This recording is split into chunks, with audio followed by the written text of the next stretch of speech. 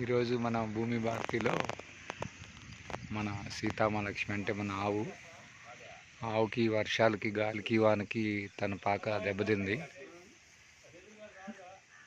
పైన గడ్డి ఆకులు కప్పి చేస్తున్నాం.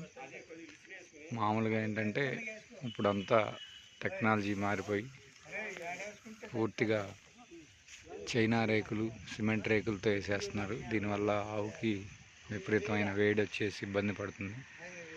అలా జరగకూడదనే ఉద్దేశంతో పాతకాలం పద్ధతిలోనే మనం ఆ తాటాకులతోటి గడ్డితోటి కప్పాము. ఇది ఎప్పుడు వాతావరణానికి అనుగుణంగా చల్లగా వెచ్చగా ఉంటుంది. కానీ గడ్డి మళ్ళీ లేచిపోకుండా ఇదిగో ఎంట్లు కడుతున్నాం. గడ్డితోనే తాడు తయారు చేయడం అన్నమాట. ఇది ఇట్లా ఇట్లా ఇదంతా ఈరోజు శుభ్రంగా మన సీతామహాలక్ష్మికి కొత్త ఇల్లు తయారవుతుంది అన్నమాట. మళ్ళీ తాజాగా